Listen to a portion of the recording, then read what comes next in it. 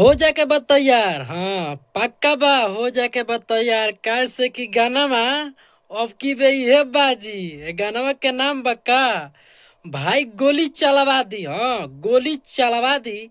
गाना के मतलब कि टेलर रौरा लोग के बीच में आ गइल बा। हाँ, टेलर ये गाना के आ गइल बा, गोली चलवा दी। ये गाना के इंट्रो से तो तो मालूम चल गई रही कि गाना के मतलब का बा और ई गाना कहल का चाहता। तो ई जौन गाना बा गोली चलवा दी। भाई एगो बात बता देतनी कि वीडियो देख के और वीडियो के काम देख के खेसारी भाई इतना वीडियो से एक्साइटेड बने, यानी कि इतना में उनका काम करके जुनून लागल हो कि जौना से हमू कुछ मतलब कि थोड़ा मोड़ा सोचे लगनिया कि साँचो में ई गाना बा ई पक्का होई। कैसे कि गानवा के अगर बात कल जाओ तो रोशन सिंह विश्वास एक गानवा के लिखले बाड़े। तो गानवा असही नहीं खे, यानी कि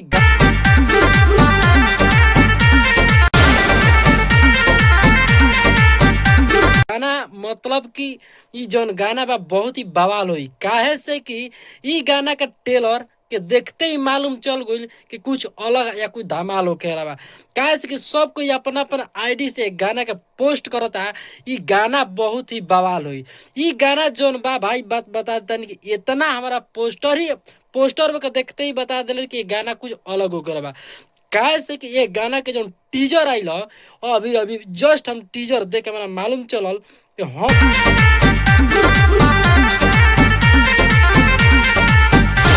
भाई ये गाना के मतलब जरूर कुछ एक गाना में बजट वाला काम भइल बा। काहे से कि खेसारी लाल ऐसे ना बोलन, खेसारी लाल मेहनत करन ओकर बाद में भाई बोलन। खेसारी लाल इतना एक गाना के मतलब कि बात बताओ तनी इतना एक गाना पर मेहनत के लिए बने आ इतना खुद ये मन उनका खुद कॉन्फिडेंस हुई आ रौरा लोग के भरोसा बा, नहीं रौरा लोग पर भरोसा बा कि गानवा के रौरा लोग बड़ा बनाएम जा। काहे से गोली चलवा दी जौन गाना बा भाई हमारा वीडियो देख के बहुत, यानी टेलर हमारा देख के बहुत अच्छा लगल। वीडियो भी बहुत बवाल के बा। काहे से कि ई जौन गाना स्पेशल लगन स्पेशल गाना है का, ई लगन स्पेशल गाना हुए। काहे से कि ई जौन गाना आर बनी, काहे से कि लगन भी आवे वाला बा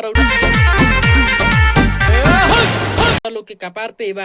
तो सोचल है खेसारी लाल कि काहे ना हम लगन से पहले ये गाना के 2-4 दिन पहले छोड़ दी। तो अब देखत नहीं गाना के का रिस्पांस मिलता, रौरा लोग का आशीर्वाद खेसारी लाल यादव भैया के देता नहीं। अगर जो भी भैया के जितना भी फैन हो कम जे भी ये हमारा अभी तक वीडियो देखलो कम, तो जरूर रहे खेसारी भैया के चाहत कम तब ये वीडियो हमारे एजा तक देखले बानी। अगर एजा तक अगर वीडियो देख ही ले बानी तो एक बार ओवर से रिक्वेस्ट बा कि हमारा चैनल के सपोर्ट कर देम, यानी सब्सक्राइब कर देम और लाइक कमेंट बताएं कि खेसारी